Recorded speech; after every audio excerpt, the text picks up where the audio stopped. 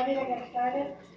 The first session. So welcome. My name is Bergeron. My colleague Melanie will be joining us later today to do the more practice part of this presentation, where she will be teaching us the teach back method, so an actual skill you can use to improve your communication with clients or patients. We are part of the San Antonio Health Literacy Initiative, which actually just changed names to Health Literacy Collaborative. Are there any people in this room who are also part of San Antonio Health Literacy Initiative? Yes? Ms. Charlene, Mr. Charles Charlene Delia, both of them, I believe, were founders of this coalition. So it's really a group of volunteers from different sectors that get together and plan how to promote health literacy in the community. So we are talking about this right now to try to expand our group. So if anybody is interested in participating in planning assessments or interventions to try to increase health literacy awareness in the community, please let us know. There is also a page in your program, Collaborate and Connect, and that's where you can learn more information about the health literacy collaborative. There is a seat over here, second table. If you're looking for a seat, raise your hand if you have a seat empty beside you. This one. Otherwise, there's a great session with Dr. Stacy beside us on brief motivational interview. Okay. So these are our learning objectives for today. I am hoping very hard that all of you leave with these three outcomes achieved. Learning the definition of health literacy by heart, so you can remember it for every other session you will be attending at this conference. Understanding how health literacy is important and how it affects health outcomes. And the third one, being comfortable in practicing the teach back method.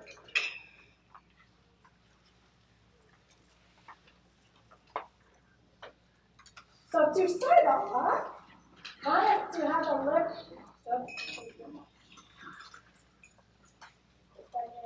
There will be some delay.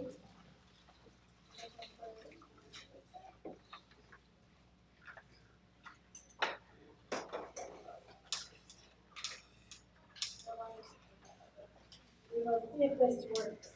So the first part is for you to pay attention to this video. It's only 20 seconds long, so no time to blink. I want you to pay attention, try to understand what the people in the video are saying, and also look at facial expressions. Okay.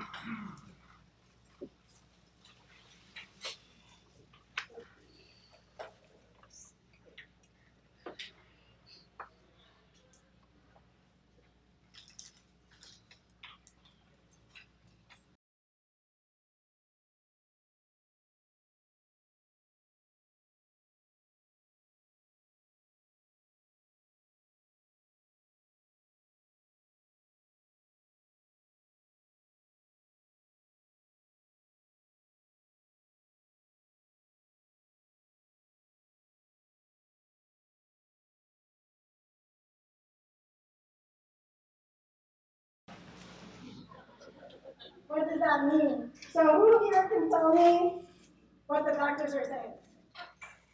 Anybody? It was a little not loud enough, I know. So, yes. Well, when the one doctor you know that's something that you don't necessarily have to do wrong. Okay. And like diabetes, but she has disease that she didn't do anything. Perfect. A disease that she didn't do anything together. Great. Great. Try to make it understandable. Anybody else? Okay.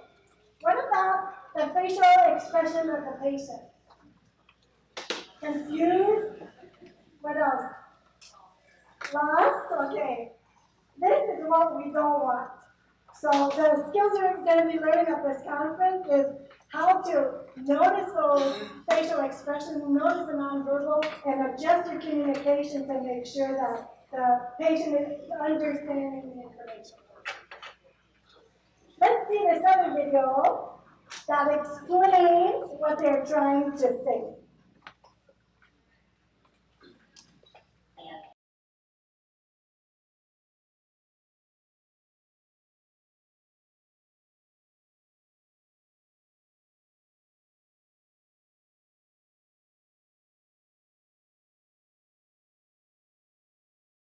Congratulations, there's nothing wrong with you, you're going to be fine. That was the gist of it. Okay, so that was a lot more clear, right? So basically, this is an example of health literacy.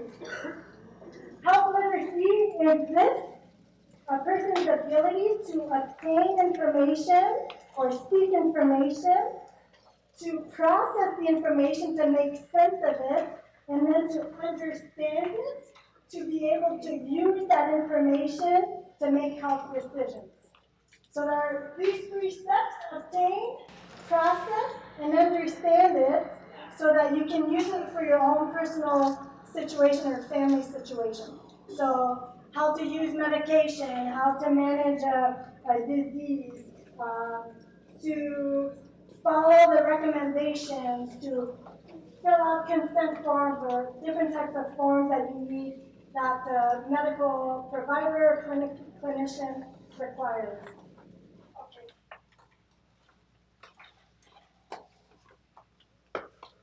So if we look at the video we just saw, they were able to obtain that information because they were right in front of the provider. But those other steps of processing, understanding, and even using that information, that wasn't possible. So in this case, it was really the fault, if we can give accountability, it was the fault of the provider, maybe the organization, that doesn't have any health literacy principles that they are implementing. But there's also another part to health literacy, which is on the patient, on the consumer appliance side. So I want to show you another video. Thank you for fixing it. I want to show you another video of what that could look like. And this one is good because you don't really have to listen to it.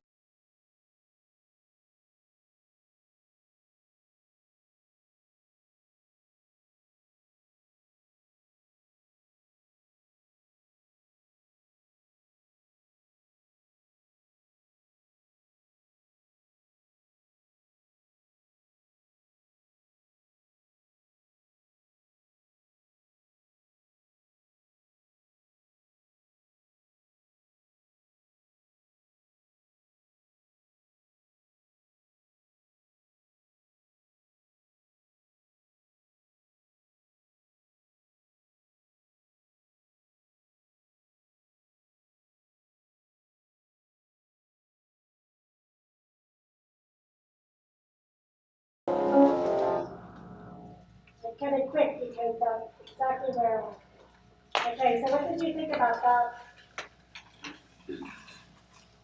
It shows how health literacy can also be from the patient side and how the patient interacts with the healthcare system, interacts with the education system, and that it's really an interaction of individual skills and the environment. Okay, so what we are trying to do in health literacy is really to bridge that gap. So let's say this person to your left is the patient with specific health literacy skills. This could be the provider, and so it's really on both the people side or both of the organization side to try to remove any barriers that may be in the way to preventing people from accessing the information, processing it, understanding it, and then using it to make health decisions. What questions do you have about the definition of health literacy to date? Is that clear? To process, understand, use the information. Great.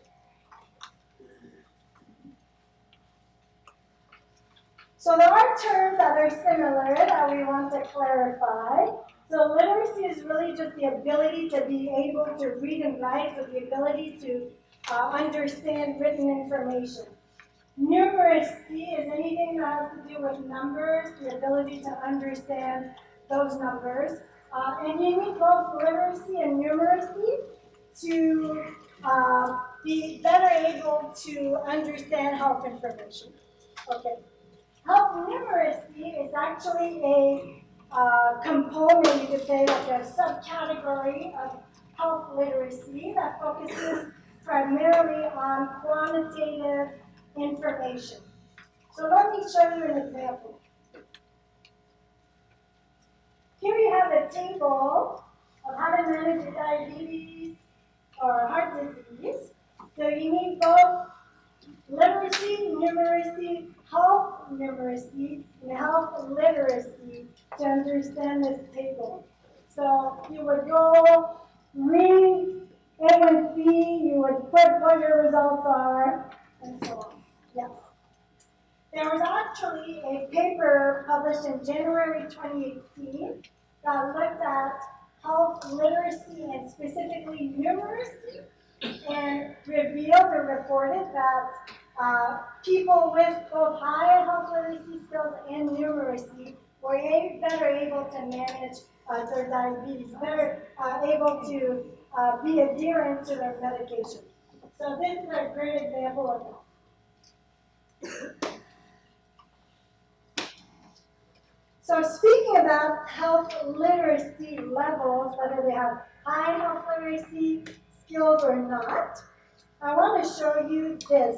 So in 2003, there was a large national survey called NAAL, National Assessment of Adult Literacy. So they distributed this survey to 18,000, 19,000 people, adults over the ages of 16. And with all the results, they actually categorized people in different groups. These are the groups: below basic, basic, intermediate, and proficient. These are some examples of people in those categories, or people with that health literacy level, what they are able to do. So below basic, proficient is the best category. There's actually very few people, 14% I believe, on the next slide, only very few people that are proficient. It also varies on the situation. So let's say in general you may be at the proficient level, but in the specific situation you are in a healthcare setting, you are in pain, you are stressed, you're afraid, so there are certain conditions that may mean that you may not understand the health information as well. So it's really context dependent. Okay, so everybody can read that, different pamphlets, so it really depends. And the goal, it's called the universal precaution assumption, is that you want to direct your communication to every level. So basically to the below basic, and if your communication, for example, is at the 5th grade reading level, everybody, all in these different groups should be able to understand. So it's a universal assumption rule that you do that. Okay.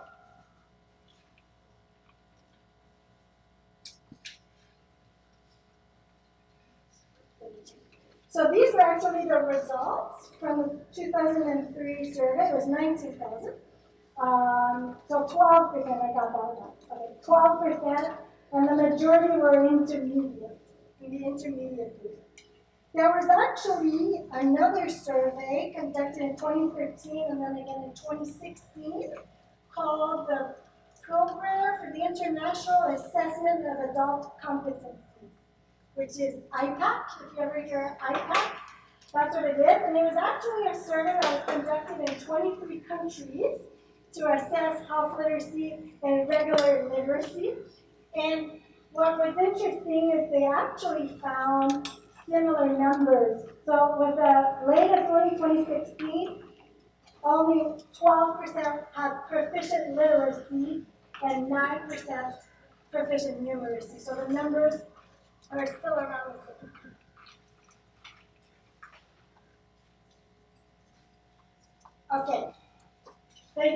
University of North Carolina, Chapel Hill actually used all the information from the 2003 survey in the United States and placed it all on a map.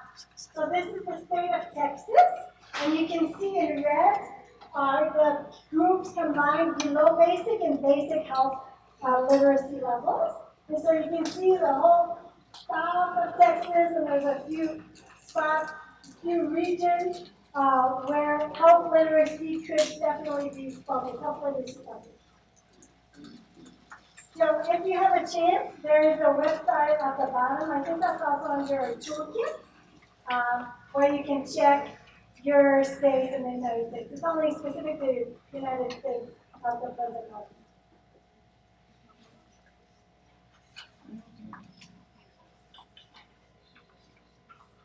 So I want to talk about populations at risk.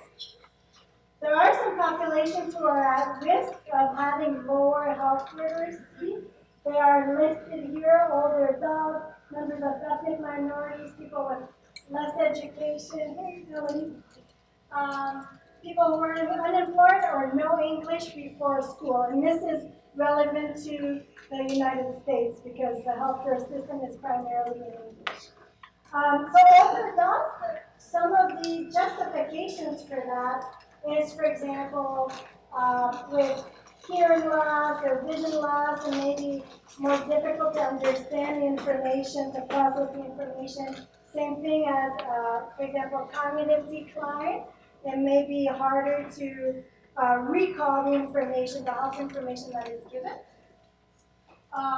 Members of the other groups, ethnic minorities, this is related to health disparities in general. Unfortunately, these groups suffer the most and have these unmet social needs, and it really matches health literacy too. Health literacy is considered a social need, a social determinant of health, and we'll be discussing that in a minute.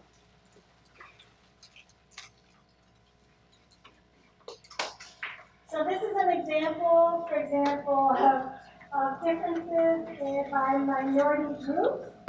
So you can see very low percentages of proficient health literacy for Black and Hispanics, and a larger percentage of below basic and basic health literacy skills.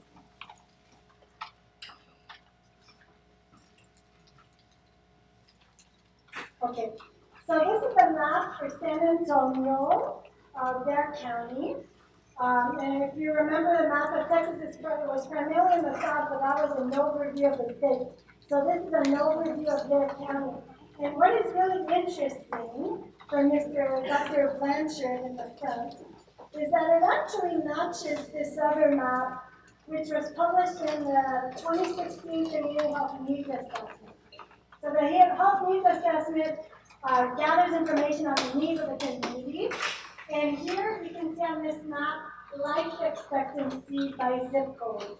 So it's actually found that there is a 20-year difference in life expectancy between people living in the south, so the lighter colors, compared to people living in the north. So that's why it says life expectancy until 70 years of age compared to up to 85, 89 years of age. So there's a 20-year difference in life expectancy. And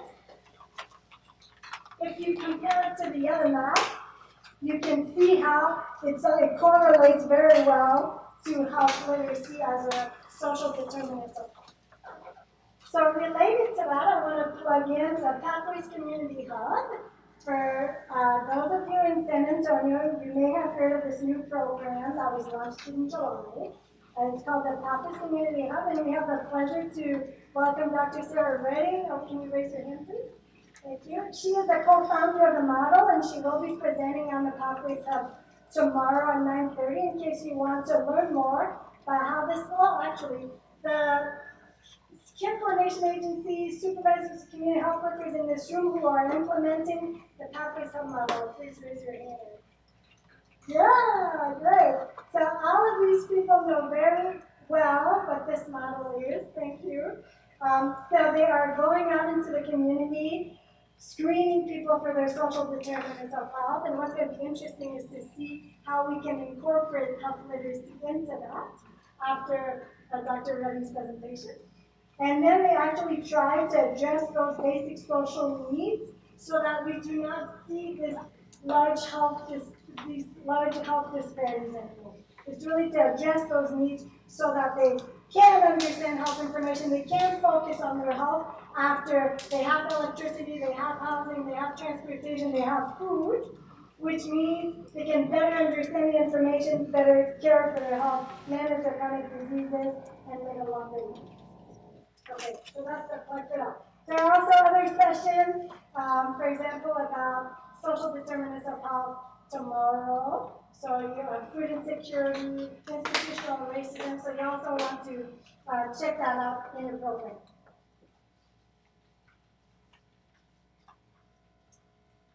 Okay, so like I was saying, health literacy is actually one of the strongest predictors for health status. So it's actually stronger than these ones based on what the literature says. So that's why it's also very important to focus on health literacy, to promote health, to reduce health disparities. I want to show you an example. Related to that, actually, it was said that people with basic or below basic health literacy are 5 times more likely to misinterpret medication and prescriptions. So 5 times more likely to make a mistake with medication management, medication use. Related to that, has anybody ever heard the story about unsafe once? Okay, let me share. So there is a story of this mom who is going to the provider with her daughter. The daughter is sick. So the doctor gives her the medication and says, take once a day. Perfect. The mom goes home and wants to give the daughter medication, so she reads the bottle. Give once a per day. Once a means 11 in Spanish. So she gave too many medications to the daughter and the daughter. So that's why it's very important also to focus on cultural health literacy, how cultural competence is important, to have interpreters, different ways to make sure that the patients or the clients really understand the information. And Melanie's going to be talking about that later with the Teach About method. Okay, so this is to meet learning objective number 2. How is health literacy associated? How does it impact health outcomes? So if a person cannot understand the information, clearly say, okay, once, clearly know how to use the information that is provided, it can lead to greater chronic diseases, can lead to several different conditions that lead to these results. So more emergency room visits, more hospital stays, treatment, greater treatment, and increased death. So this exactly matches the other map we just saw with life expectancy. That's how important this is. Also, with all these different outcomes, low health literacy is also associated with higher healthcare costs. It's actually estimated that there are $73 billion spent every year on unnecessary healthcare costs due to low health literacy. $73 billion. Oops, did I change the slide? Sorry. So what can we do about it? This is the part where you are excited. We're here to learn. What can we do? So the first part is to recognize there is a problem. We can recognize it from different ways. The individual level, so the second video I showed you with the lady with the card. At the professional level, that's the first video I showed you with the 2 providers. And at the organizational level. After that, we can try to increase accessibility to make sure that that information can be processed, can be understood and used. And then the overall goal is number 3, to create health organizations. So let's go through all of these to review. So one way to identify different health literacy levels would be first to observe and try to pick up any indication whether that person may or may not have low health literacy. So for example, if an older adult says, oh, I forgot my glasses, sometimes it's true. So if you have an extra pair in your office, here you go, you can share. But a lot of the time it is an excuse due to health literacy. Another option would be to say, oh, just bring this out home, I'll read it later, or they give it to a family member. Those are all indications that you want to adjust your communication. If you're not using that universal rule, you can adjust your communication, try different ways to make sure they understand what you are saying. Not completing forms, making medication errors, just showing a lack of interest in the discussion. So I would like to ask you this, who here has had this type of experience with clients or patients?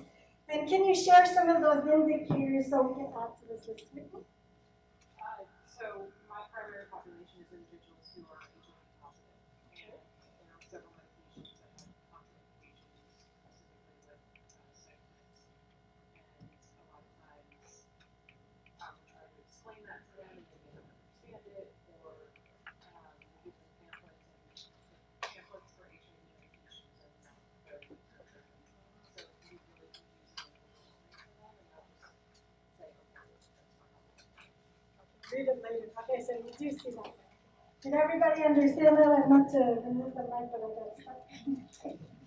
So patients with HIV, giving out handouts. They say they want to read it later. But so there is an organizational piece to that to maybe modify the way the written material is presented. Anybody else?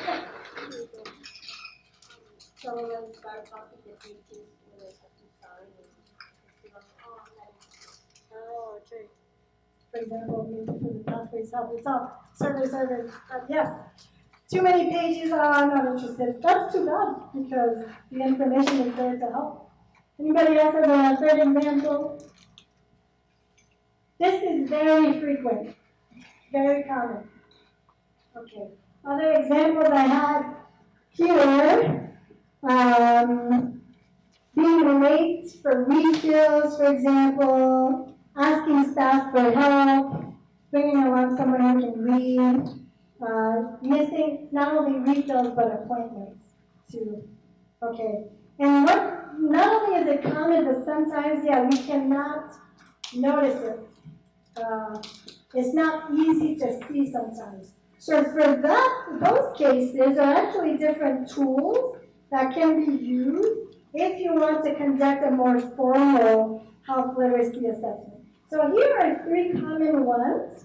There are just a few questions you can ask to assess health literacy and then be able to better track that for your clients or patients. I will talk about each one of them quickly, but I want to show you this link at the bottom because it can be very useful to everybody in this room.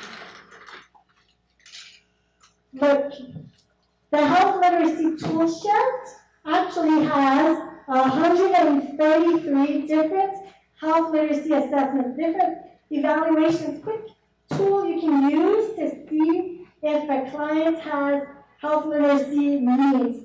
And it's actually by topic. So we have a specific context, arthritis, blood pressure, cancer. So I strongly recommend smoking, nutrition, and these are all validated, reliable tools you can use and quickly grab and use within your organization. Okay. But I want to show you the 3 most common ones here that are more generic. Okay. So the first one is the TUFLA, or there's also STUFLA for short test of functional health literacy in adults. And the way this one works is that you have 36 blanks. So blank here, there are 3 on this slide. And so you create sentences with multiple choice questions, and you try to get the patient or client to correctly answer the question, okay? So like, do not eat, it's not an appointment, it's not walk-in, it's not clinic. Do not eat breakfast, do not drink even water. So what this does, you calculate all the blanks, the 36 blanks, and you can get a score, so 1 for every correct answer. And then you see if from 0 to 16, if it's inadequate, if it's marginally acceptable, that that person may have some difficulty, or if it's adequate health literacy. The second tool, coming up, is the REAL, Rapid Estimate of Adult Literacy. And for this one, you have a list of words. How many? I thought it was 7. Very quick, this one's very quick. And each person has 5 seconds to correctly pronounce the word, okay? And this also, there are other tools for whether English, for example, is your second language or, okay? So if you get it correctly, you calculate a score. You compare the score to a table to interpret the results. Am I talking too loud? Sorry. Okay. And then you would calculate the score, and it would tell you whether it's, that person has difficulty understanding health information. And this third one, which I recommend, is only 1 question. How often do you need help with someone to understand instructions from a doctor or medical provider? And basically, depending on the results, people who score between 3 and 5 can be considered as having lower health literacy skills. Okay. On the other side of the coin is the professional health literacy. So as we talked about already, it's really the communication skills of the provider. And provider could be a broad range of people, can be health workers, nurses, social workers, doctors, and so forth. And so this is really not only about the content of what the person says, because there is a rule you should limit the content to maximum 3 key points that you want the person to understand. But it's also the nonverbal, it's also showing pictures. What is this provider doing to make sure that they are effectively understood and that the person understands and is also open and receptive to receiving questions and having a dialogue about their health. On the organizational side, I want to show you this other tool. So this is really what can the organization do to improve understanding of health information. How can it become or be on its way to become a health literate organization? So the first thing could be to look out for medical jargon. So I have an example here. So there's a website which basically you can look, and we will put on the Health Literacy Toolkit. It's a great tool where you can put any complicated word, including comprehensive, assessment, hypertension, coagulation, and the tool actually tells you how to say it in plain language. So I definitely recommend you to look that out. It will be on our website, or you can take pictures. Okay. Other than that, there are actual tools that can be used to assess the materials you are distributing out to the public. So for example, Whitney, there are some tools here that could be very useful to see what is the reading grade level of this material. And there's also this website, which I want to show you, where you would just, let me show you. I was changing my mind.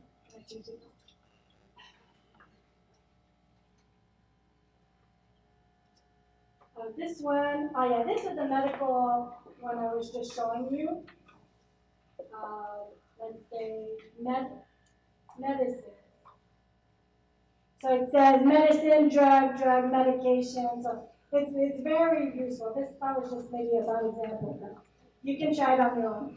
So this tool, the text readability, you can copy and paste any tool or any information. For example, this should be complicated because it's an abstract of a paper. Copy. You paste it into the tool. You make sure you are a human, and you check. Can everybody see this? Yes? Your results are using these different tools like the SMOG, like the flash reading score, flash thinking, and tells you whether the text is difficult to read or not. So this a graduate, college, okay? So you can use this as an example for any materials you have. So I want to show you the difference.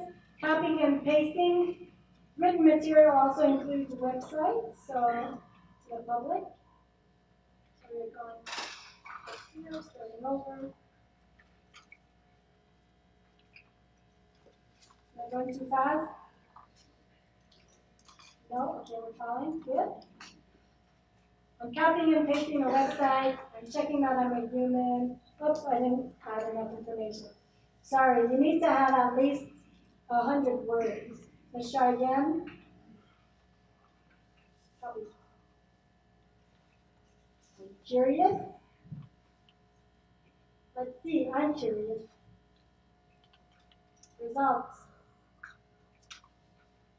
7.25. This is reaching grade 6. So this is fairly easy to read. So you can use these different tools to remove medical jargon, to check the reading level of your documents or information to the public, to make it more accessible. Carol, Yes? go back to the top of that page. Yes. This text readability consensus stuff. Further up, where it says the name of the Readability formulas. Yes. Any other questions? Oops, should I leave it up there?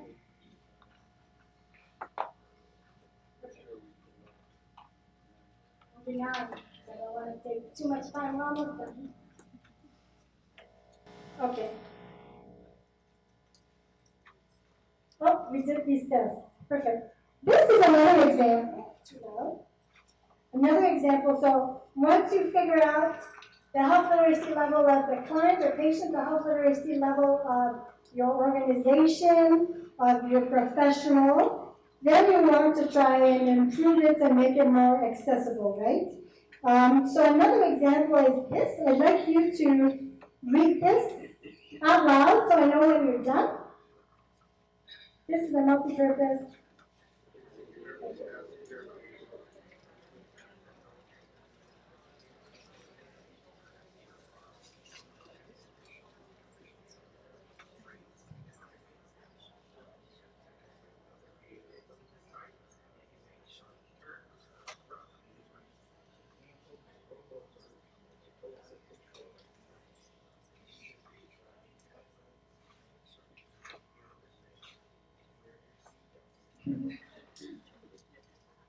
Is that crystal clear? What do you prefer, this or this?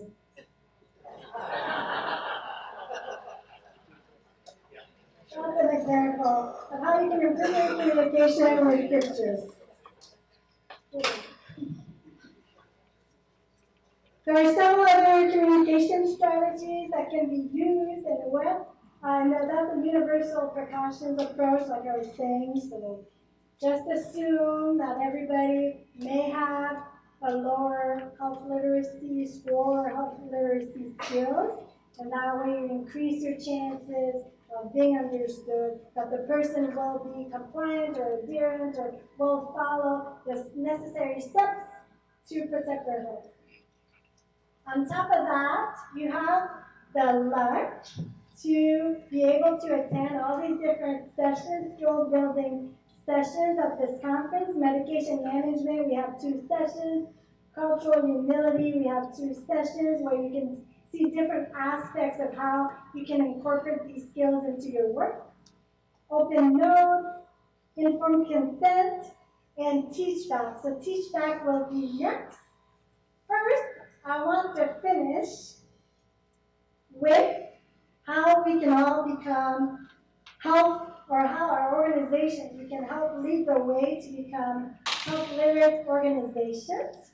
And there are several steps. This was also published by the Institute of Medicine, and there are several steps that an organization can take to be a leader in that field. The first one would be to make sure that health literacy is really an integral part of the organization, so even including it in the mission, the vision of the organization. Training their staff, so if your organization sent you here today to attend the conference, congratulations to them. That is a great step to get you trained on health literacy, to get you to practice using these tools throughout your work. Targeting high-risk populations, for example, we saw those maps where people with the highest risk of low health literacy can be found. So actually making an extra effort to be more accessible to those different populations is also a good idea. And communicating effectively. So all these different strategies that you have the chance to learn about throughout the conference, use them. Try to incorporate that into your work as much as possible. And you can even see the difference with your interactions, with the patient and the outcomes of those clients and patients. Okay, so next up, I would like to invite Melanie to come and get you going, practicing the teach back method. Thank you.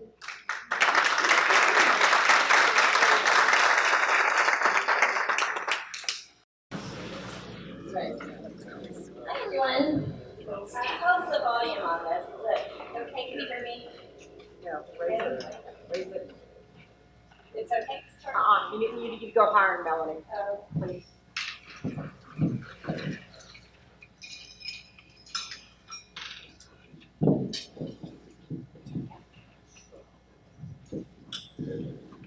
How's that? Perfect, thank you. That's better? Okay, thank you. All right. Hi, everyone. My name is Melanie San. I'm very happy to be here today with you. I'm going to start off while we're getting the presentation loaded, just telling you a quick few minutes about who I am. So I currently work at the UTHealth Science Center in San Antonio. I direct our community service learning program for our health science nurses, which includes medical, nursing, dental, health professions, and our graduate school of biomedical science. We also actually have public health students and pharmacy students that rotate with us as well.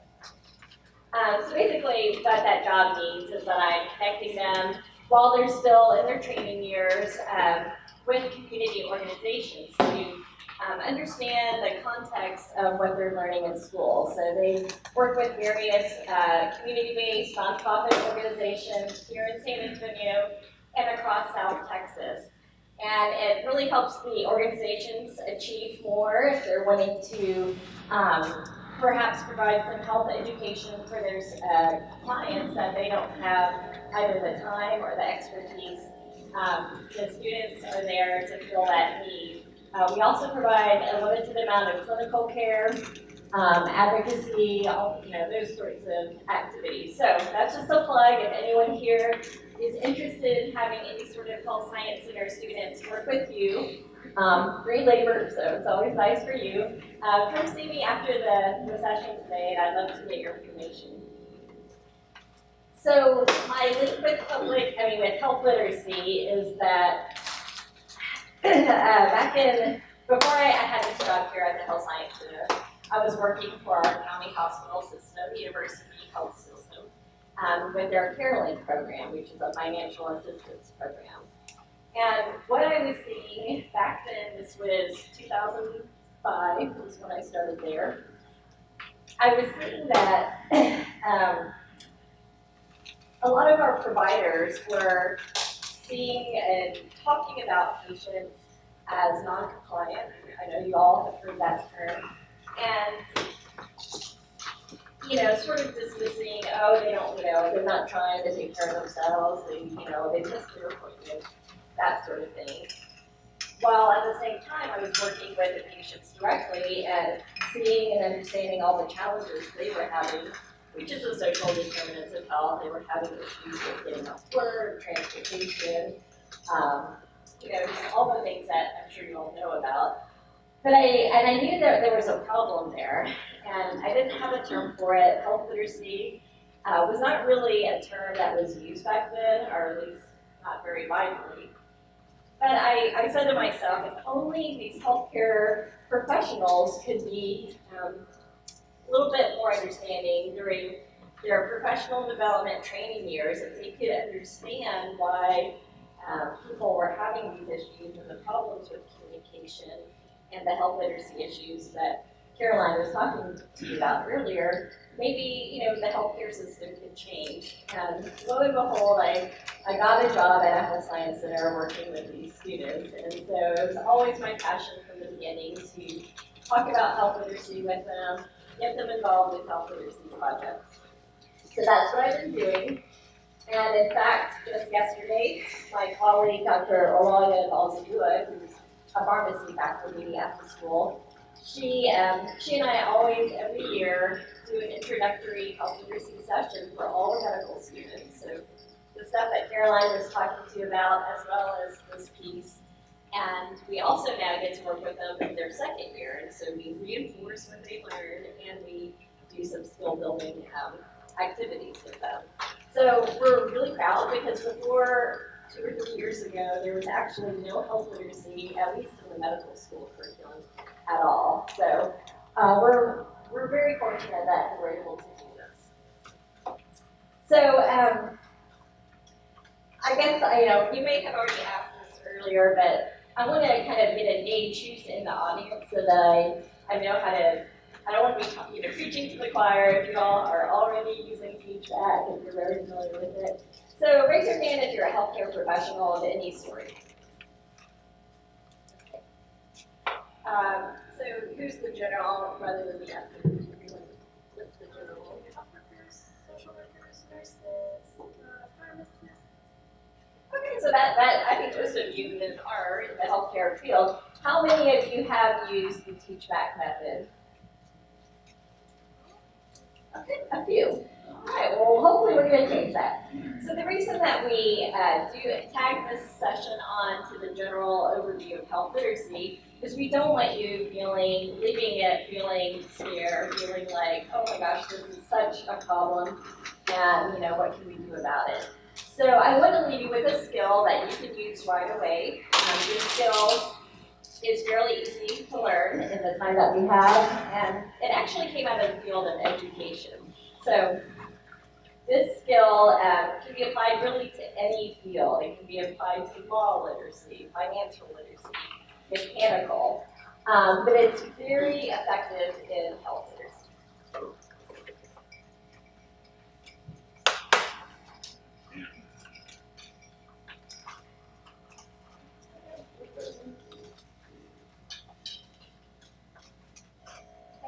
So what we're going to talk about today in our quick session is basically what it is, what it isn't, why it's important, and how to do it, and you're going to have a chance to practice.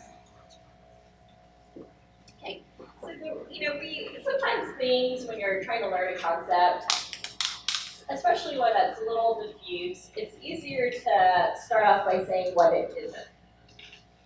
So this is an example of what happens in your typical clinical encounter every day, right? So the doctor, the nurse, the pharmacist, or the provider is talking to the patient. They have, a good session, and then the provider has to prove, right, that they have made sure that the patient understands what they're saying.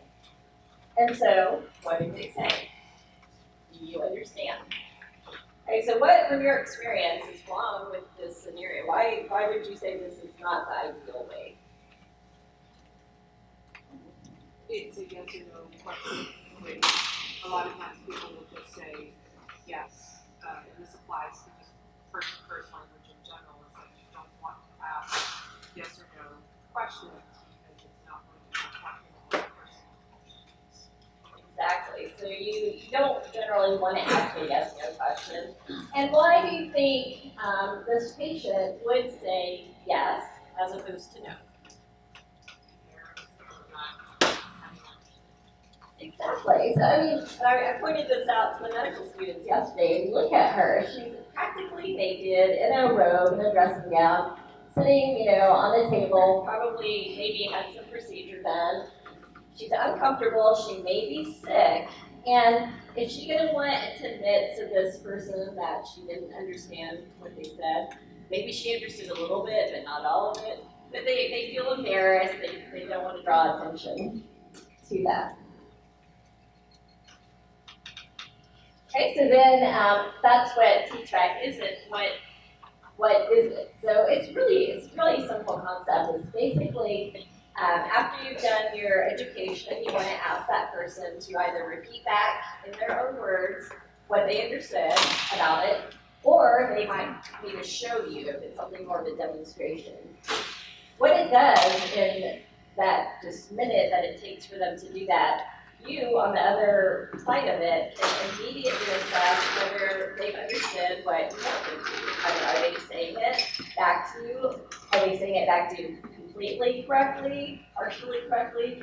So it allows you right then and there to know whether they've had any missing context. And it allows for clarification on both sides of that communication.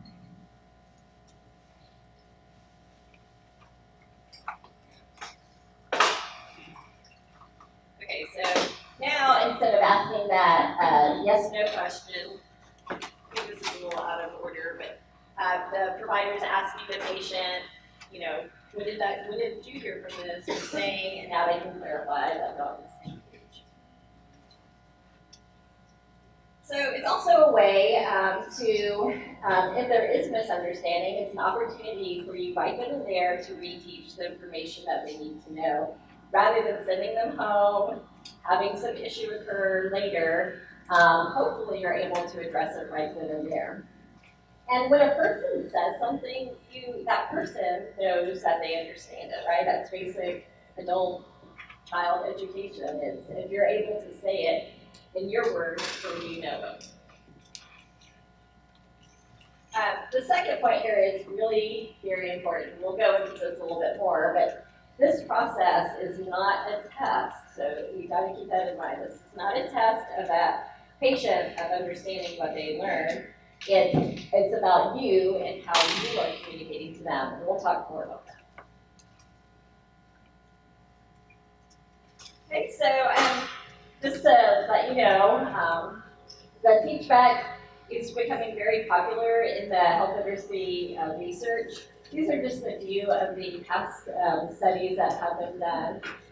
I want to draw your attention to the second one with Dr. Schilling, where they actually used it in a diabetes study. And so they were checking patients' glycemic control, so looking at their blood glucose levels.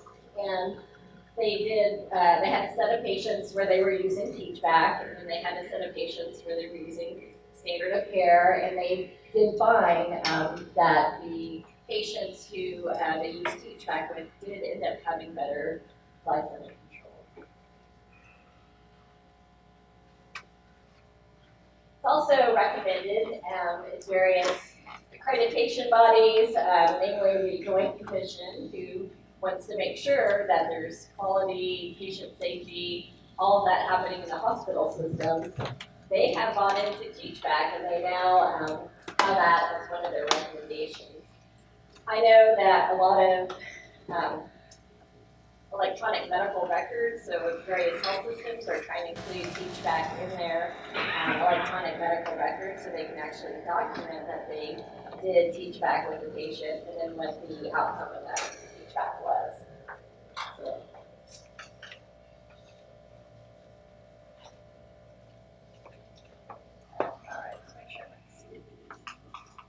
So now we're going to talk about the actual process in a little bit more detail. One of our colleagues has, I don't know if she's the one that created this or she's the one I learned about it from, but you can break the process down into 5 steps. So the first step is you're going to have to decide from your encounter that you had, what is the one thing that you want to use in your teaching act. So you may have talked about a lot of things.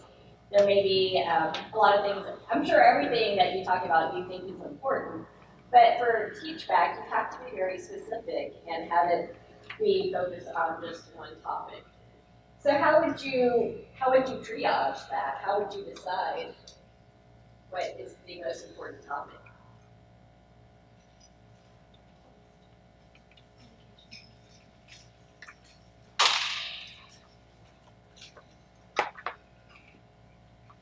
Any ideas? So what you go with what the patient thinks is most important. Yeah, that's one. And I just want to get your ideas down because I'm going to talk about it a little bit later, but that is one. Is what does the patient want to know? If they want to know something, they're more likely going to remember it. So that's good. Any other ideas of how you could triage your session? Focusing on key points that you want to stress to the patient. Exactly. So what if there's like 10 things that you want them to know? How are you going to choose 1 or 2 for a teach back?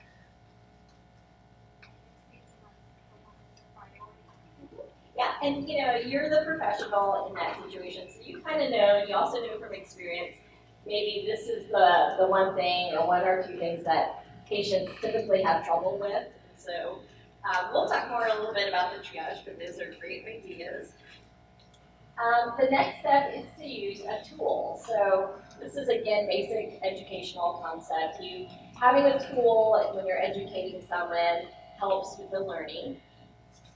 So in the healthcare world, that tool might be a model of a heart. It might be a pill, pill organizer. It could be a poster. It could be something that you just write down. So, I tell my students, it doesn't have to be anything fancy. My doctor, my primary care doctor, when I went to see him a few months ago, he was very excited to have a 3D interactive thing on his wall where you could take the skeleton and rotate it and do all these fancy things. That's nice to have, but it's not necessary. Sometimes just making a drawing and giving that drawing to the patient is very effective. Also, stories. So it doesn't have to be something physical. Giving a story, I think Caroline shared the story of the mom who misunderstood the dosage for her child by reading it in Spanish, once instead of once. Those stories will help you remember things. So taking responsibility. Remember we talked about it not being a test, and so you want to make sure you put it on yourself. So I want to make sure I did a good job of explaining this to you. We're going to talk more about that concept in just a second. All right, and then this is the main part, is having the patient tell you or show you what they understood. But make sure you're asking them to be specific. So you don't want them to say, tell me about our session today. What did you understand? That's way too broad. So you want to be more specific. Tell me what you understand you're going to do when you go home today and how you're going to take your pills. Something that's, definitely more concrete for them. So if they do not tell you correctly, this is where you have an opportunity to teach them. And you don't want to teach them in the same way because obviously it didn't really work that well the first time. Now you want to change it up a little bit, use a different tool, a different example. Try to understand a little bit more about what they know so you can build on that. And then hopefully, if you do that, it'll work. Because it may not, you may have to try it again, but that's what it's for.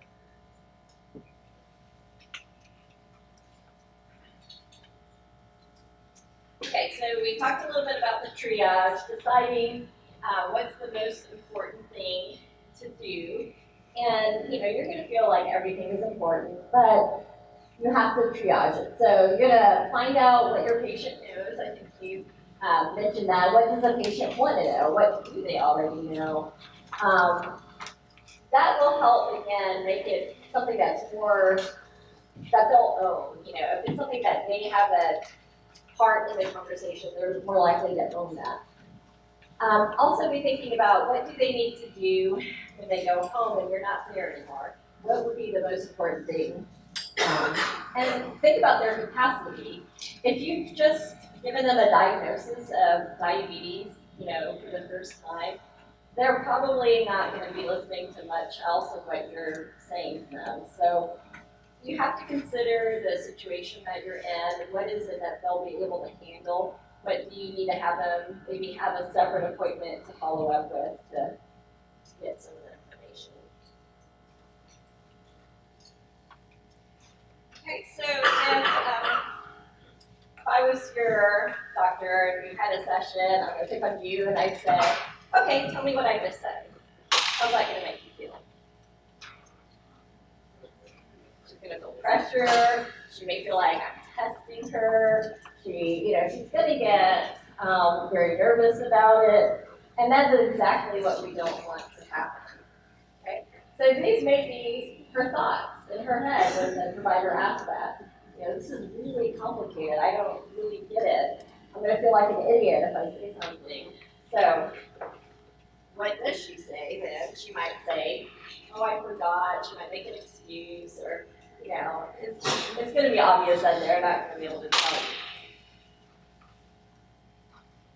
So instead of doing it that approach, this is, at the beginning we have the provider saying, do you understand? Now, what she's saying is, that was a lot of information I just gave you. I want to make sure I did a good job of explaining because this topic can be confusing. So can you tell me in your own words how you're going to take your medication?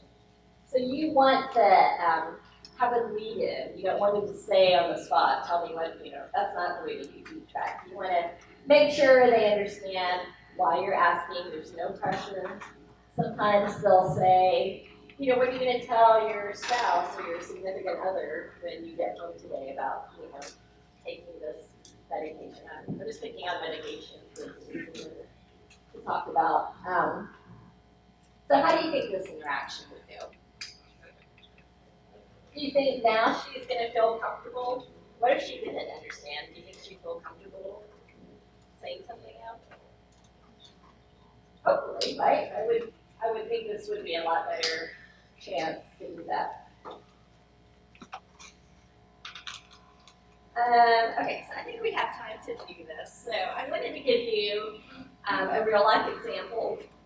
So this is straight out of a birth control insert, with the instructions of how to take your birth control pills. So someone want to read it, so I'm not talking. Who wants to read this out loud for us? You want to read? All right.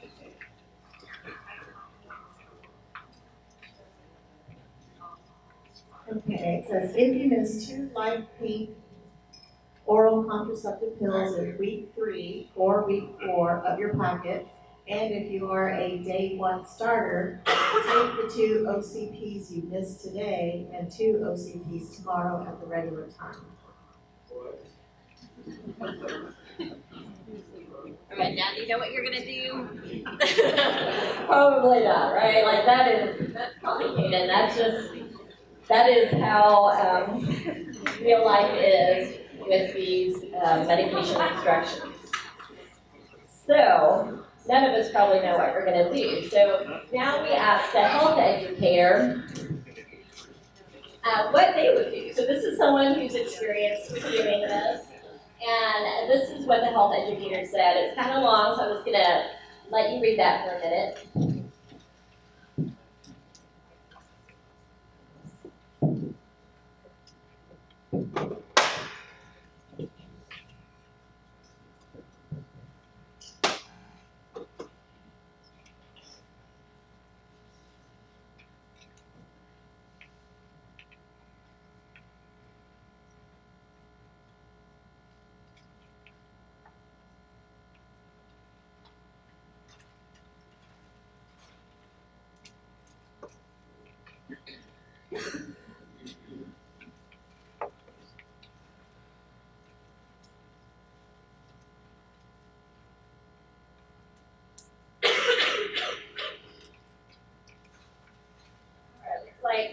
some of you are done, so let's kind of analyze her experience with teaching about the birth control pill. From this, can you point out how she triaged?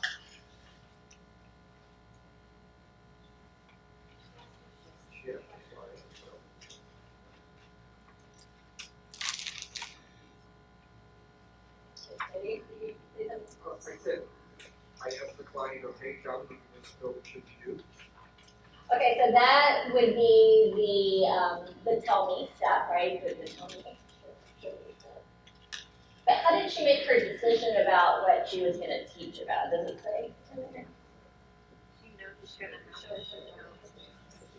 She gave her a school bus.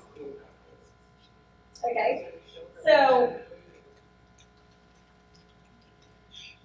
she knows, right? She does this for a living, just like you all are doing this for a living. So she knows that, and I can't point it out from here, but we're going to look at it in a minute. So she knows that that's the common issue, is that people miss pills, and so that's what she's going to focus on. What about a tool? Did she use a tool in this situation? Okay, she used the pill packet. Okay. And what about the tell me step? I think you already mentioned that earlier. She asked this client, okay, tell me, he does a pill, what should you do? And then what about the try again?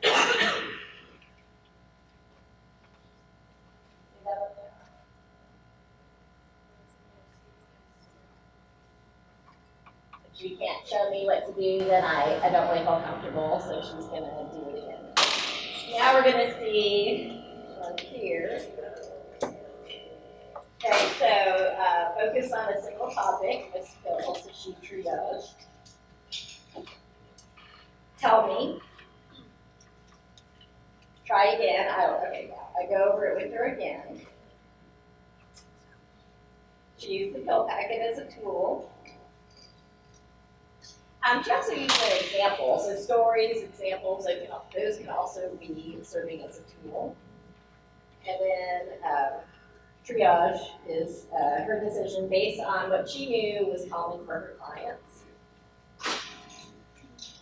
Okay, so is there a teach back step that's missing? Remember there were 5 and we talked about 4 of them. Good, you guys got it. Usually when I ask the medical students, they just stare at me blankly, so you all are on top of it. The take responsibility is what was missing. I'm going to now show you 2 quick videos. They're just a couple of minutes each, but we're going to start off again with the bad example. And let's see.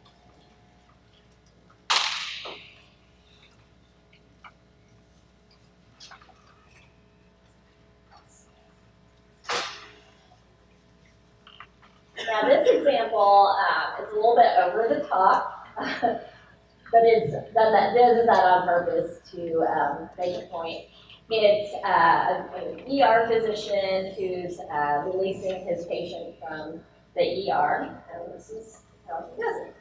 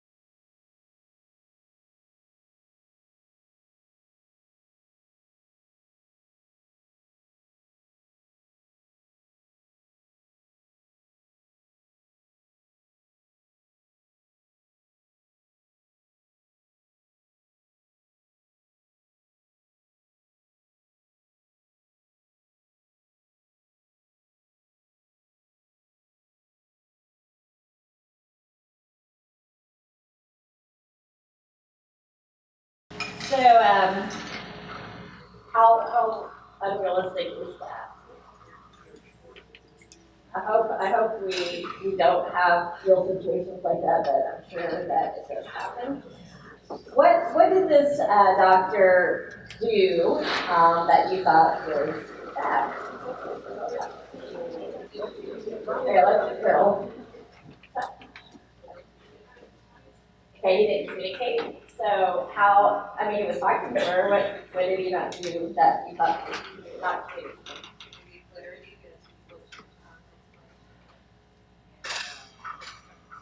Right. And this patient, I was telling the students yesterday, she is probably unusual for a patient. And why is that? Why is this patient more unusual than most? Yes, exactly. So she was actually felt empowered enough to even ask questions with this horrible doctor. So, okay, what else did you see? Just his general body language, he was making me anxious, so I can't imagine what patient was doing. And, our patients are some of the most people out there, and they're interacting with the busier, and they're not so comfortable, especially in settings like that. Did everyone hear her? She was talking about how his body language was not communicating trust with the patient. They wouldn't feel comfortable. So what was it that he was doing that was communicating that bad? Cleaning up the papers, it was just kind of, he was just ruffling the papers and throwing them around, and a lot of ums and uhs and and that can make somebody feel uncomfortable, especially if the doctor is saying or every 3 or 4 seconds, and he clearly didn't even read the papers, and he was just very uncomfortable. It was very obvious. Thank you. He was asking a question and then answering it himself, like, you understand?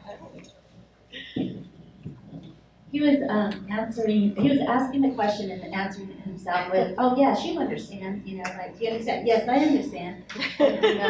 Right. Kind of doing 2 wrong things, asking a yes/no question, and then also having it be a leading question where he prompted her to, have it said in a way that was to his benefit.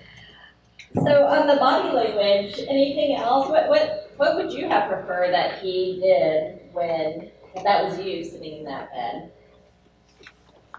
Not to rush. Okay, so not to make you feel rushed. Yeah, so he definitely conveyed that feeling like he needed to be out of there. And then I think I was going to say, I wonder if some people have the pre-anticipation that the person really didn't want to understand anyway, so why spend time? They're not going to get it anyway, so why spend a lot of time trying to get something across if I assume that they're not going to be understanding anyway? wow, okay, I actually hadn't heard that one before, but that is very true. So he said it may have been that the doctor just assumed this lady would not understand, so he wasn't even going to bother. And then he kept referring her to someone else. Who was that person? The social worker. So he said that the social worker will take care of things, your legally blind problems, and the way he talked about it was very disrespectful. But also, who was that lady standing next to her? The nurse. The nurse, right? Or we assume she's the nurse, but he kept saying, well, she'll go over everything with you. Yeah, Melanie, I really do think that he really had a division of labor already in his head. I don't do social work. I don't do nursing. Someone else will do social working. Someone else will do nursing. But he hadn't coordinated that, so he didn't know what they were going to do. And she was asking him, so it was his responsibility, and she was not getting any response back, except somebody else will do it, but there was no sense of coordination or follow-through with that. I would have been scared to death had I been the client. I absolutely agree. And I think building off of what she said as a social worker, that a lot of times there's promises that are made to clients and patients that social workers can just fix. And then they're being set up for failure because you're saying that you can fix something that, especially in a hospital setting where you're probably seeing this patient or client for a very short period of time, cannot be fixed. I primarily work with individuals who are homeless, and a lot of times police or hospital staff will just drop people off at my facility and say, they have a bed available, and there's housing, and it'll be set up, and it'll be great, but then they get there and don't have any of that. You're setting them up for failure because they're being told something that is just wildly impossible. So, when you're saying that with a social worker, So that probably goes along with what Charlene was saying, that it's not really coordinated services, because if it had been coordinated, they wouldn't have made those promises that could be kept. Is there anybody here who's a doctor or physician? I'm sharing this with you because I want you to know how the medical students think. So they saw this video and they agreed with most of what you're saying. But when I pointed out, like he was putting the responsibility on the nurse and everybody else, what a student said, well, this is a, fast-paced discharge, an ER, they have to, work quickly. Is it so wrong for them to have the medication education done by somebody else? And I said, no, that's not so wrong, but just exactly what Charlene said. She's asking that doctor, he needs to take responsibility for providing a sufficient answer in that moment. She wasn't asking him about all 14 medications. She was asking about probably why she was in the hospital, the insulin issue. So, he could have given her an answer and then said, we're going to coordinate that you're going to speak with, a pharmacist or someone else later. Any other thoughts before? Okay. Well, as a social worker to my clients, when I'm talking to them about preparing to go to their doctor, when it's a negative point, to tell them, if you're feeling like you're being rushed, to make sure that you're satisfied with the answers that you're getting. And if the doctor says something that you don't understand, it doesn't matter if you have to ask him to repeat it 5 times in language that you understand, because at that moment in time, that's your time. You're the center of his world at that moment, so you need to make sure that you're satisfied before you leave that office. I'm so glad that there are people who, like you, who are empowering the patients to feel that way. Because it is a two-way situation. The patient does need to feel empowered, as well as the provider needs to understand how to communicate. Melanie, it was interesting with what you said, the doctor's perspective, like, oh, there was 14 medications, I can't go through them all. Well, it was interesting in the video because she said she had a question about something called THF or something like that. And so basically all the doctor needs to do by going, show me the ones you understand, are there any ones you have questions, and then write a note on the thing saying, please go over this with the client. So you don't have to assume the responsibility. It doesn't take longer to go through them. We're not asking the doctor to do the nurses or the health educator's role. We're asking them to link to the health educator's role so they will know what it is that's the priority. It's the triaging of the focus again. And that's probably better time saving than everybody going, not my job, and feeling overwhelmed. Excellent points. All right. Now, I am going to show you what is a much better example of feedback.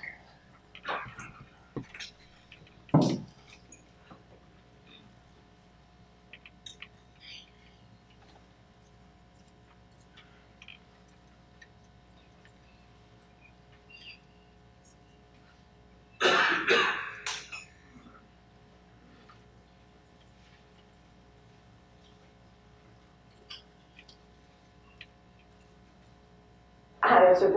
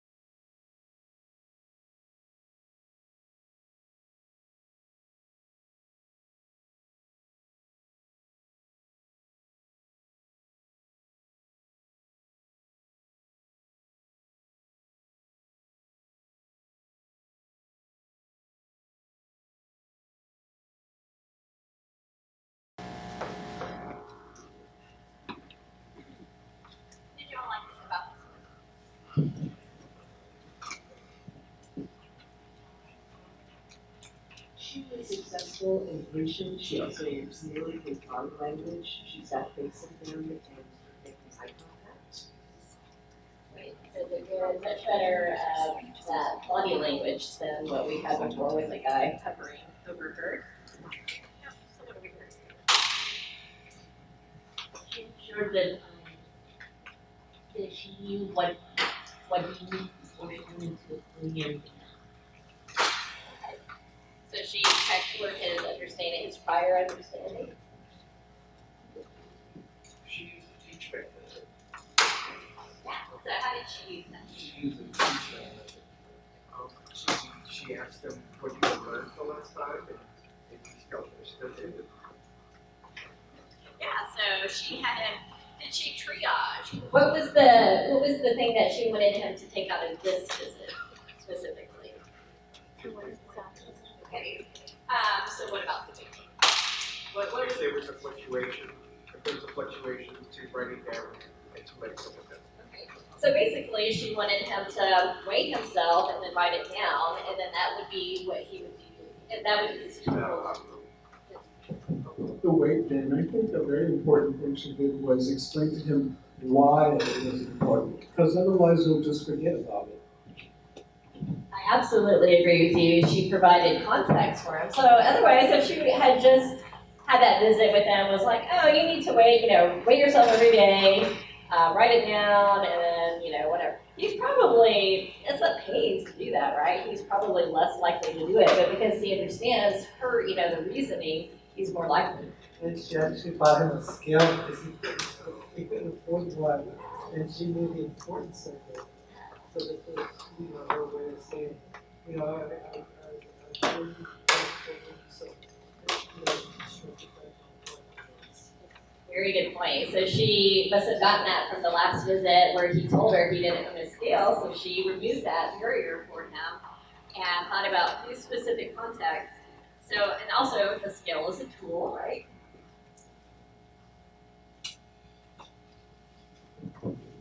She also got him to enlist some support at home, so he's accountable to somebody else outside of the hospital.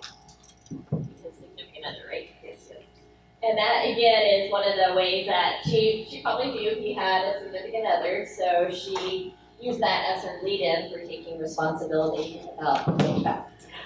Very good. All right. So because we have just about 15 minutes left, I wanted to give you an opportunity to practice, just like I give our medical students an opportunity to practice this. You're going to practice with each other.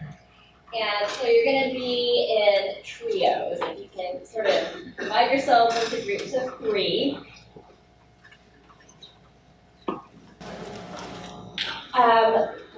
Before we do that, let me just tell you what the scenario is and what you're going to be doing. So in your trio, there's going to be one of you that's going to be the provider, one that's the patient, and one that's the observer watching the interaction. The scenario for the provider is that you have a patient who has had, over the last 4 visits, you notice they have high blood pressure. And so now you realize, they need to start taking medication.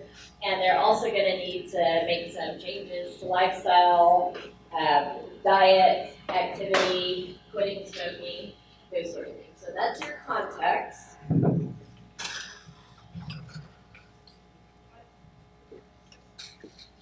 And when you get into your groups of 3, you have a sheet. You should have 2 sheets. One is, I don't have, oh, did they not get past that? No?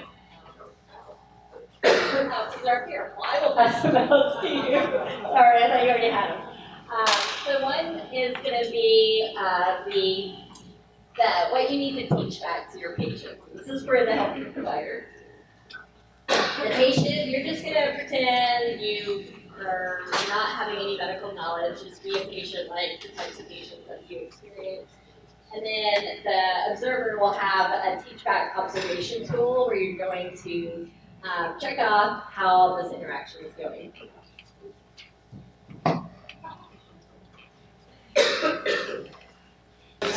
We'll start with the patient. So I know maybe a couple of people in your group have to be patients, but anyone who was a patient and wants to comment on how their provider did their feedback, let's hear from you.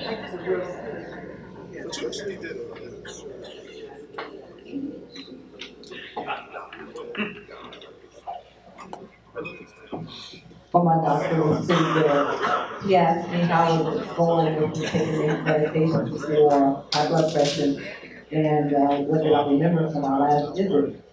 And I told him that I remember writing it down, but I couldn't remember what I did with what I wrote down. There were a few things that I could recollect. He also asked me about taking the medication, when do I take it and how do I take it, and I told him I hadn't started taking it. And so he went through the process again to help explain what the process is in order to take it and how to go about doing it so that the next time I would know. And so I thought that was pretty good and going over the rules and stuff with it. And then as you were the doctor? Okay, and was she able to follow or explain to you how she was going to take her medication correctly? She said she didn't recall, but I had to remind her, go through the process of how she take her medication. Exactly. She's being difficult in the beginning, though. That's real nice. So it sounds like you had a good interaction. And were you the observer? And any comments? She was an awesome patient. My favorite question of hers is, how much water do I drink to take my pills? Hey, I mean, that's not a bad question. I mean, hey, I'm sure patients do ask that. Who else wants to comment on their interaction or teach-back scenario? You comment from the patient perspective, provider, or observer? Well, it was difficult for me to observe because I started speaking in Spanish, which brings up a good point, right? To make sure that you're communicating in the primary language of that patient. And also, I know that the less acculturated Hispanic people are, the less they feel that they can question a medical professional. And so keeping that in mind and working with less culturated, and maybe other cultures also, the Hispanic culture, less culturated, the less likely they are to actually ask questions and confirm that they understand what they're being told. I thought, as far as I could see, it was a really good report. So you were the patient or the? I was an observer for this. The observer, okay. And so which one of you was the patient? Okay. So when the patient started speaking in Spanish, what did the provider do? I said, hold on a minute, we need a medical number. Okay, good. And we had one handy, right? Very good. So the cultural issues isn't something we really got into today. I'm sure Caroline talked about it some in her presentation, but that is a good point. So that's part of the patient's context is knowing, I've had other patients who don't feel comfortable asking questions. Also, the elderly tend to not want to ask questions. So keeping those things in mind might help you in your interactions.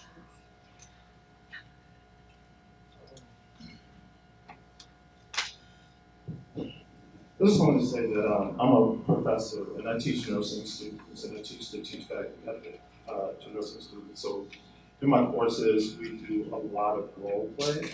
And so one of the things I often say to my students to sort of get them out of the mind of being an expert, I often say to them, when you're explaining things to a patient, you want to come out of that expert role and you want to go into your educator role and think like an educator.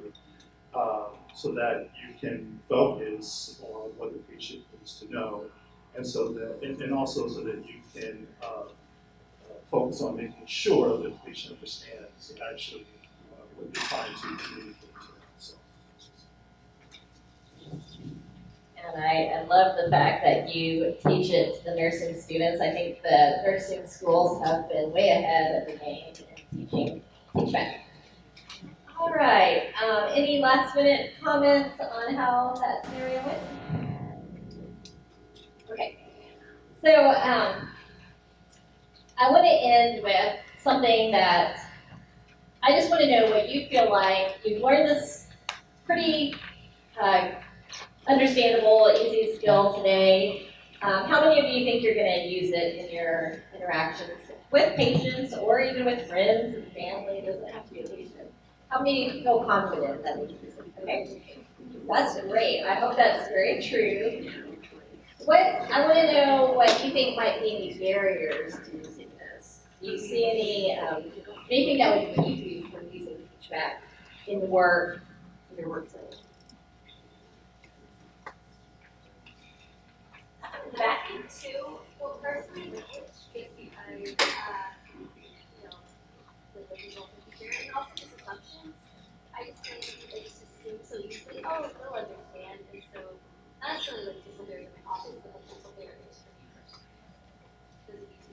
So if you're feeling like they won't understand, you're assuming that, then when you want to use feedback, or did I misunderstand that? Oh, no, you're right. Yeah. Oh, you do want to Yeah, use it? I Okay. do want to use it, but I'm just thinking, like, just reminding myself to use it. Okay, so just making it part of your practice, right? And so that is the beauty of teaching students, is that it can become part of their practice, their daily practice from the beginning. I think time is a barrier because sometimes doctors are going to see patients and their schedule's so fast. And the patient's already been sitting out there sometimes for 2-3 hours, and so then they're frustrated, and by the time they get to the doctor, they're not fully listening, and the doctor's hurried. So I think time is very important. To teach this method, you have to have time for the patient. And that is the number one reason why people say, you know, they can't use feedback is the time. I think in your slide, and we acknowledge that, okay? We acknowledge that time is limited. But they have done some studies on this. So sometimes the visit didn't take really any longer. You know, probably in that situation the feedback went well. And other times they spent just a couple of minutes longer. And we do have a video comparison where we have a video of the one that was like the discharge and then one that was doing it correctly side by side, and it was just about 2 minutes longer. So yeah, 2 minutes is 2 minutes, but you have to think about what it's saving in the long run. So even if you have to spend 2 minutes more, that could make a huge difference if that patient went home and took their medication incorrectly, ended up having to come back to see you, which ends up taking more time for everybody, or even worse, having to go to the emergency room or having the, you know, potentially fatal outcomes. So yes, there's no good answer to the time issue, but you just have to kind of, I think as it becomes more of a practice and a habit too, I think it goes quicker. You kind of get good at it and can do it easier. All right, any other thoughts on that? The sign-in sheet has never made it over here. Okay, she's gonna take care of that. And then I'm a community health worker and a patient navigator, and I was working on a project where I was working with patients that were inpatients at the University of Health. And when I would make those phone calls, and I had been given a script to follow with the patient, and I would be telling reading from the script, you know, you need to see your PCP, and after a while, I realized that people, not everybody, but a lot of people did not understand what a PCP was. You know, they don't have a primary care doctor, because they use the emergency as their primary care. So, you know, even something simple like that, you know, you can overlook it, and so I realizing that because a lot of times, you know, you don't get to, if they understood, they'd say yes, and then I'd say, instead I would start by saying, your primary care doctor takes care of this, and that, and the specialist does this, so you know, so I would explain that to them, and, you know, it just giving them information without them asking, checking fields sometimes what they may need to take care of it. thank you for sharing that. And the community health workers have a lot of experience with this. I think I'm out of time, but I just want to thank you all for coming today. We really appreciate it and enjoy the rest of the conference.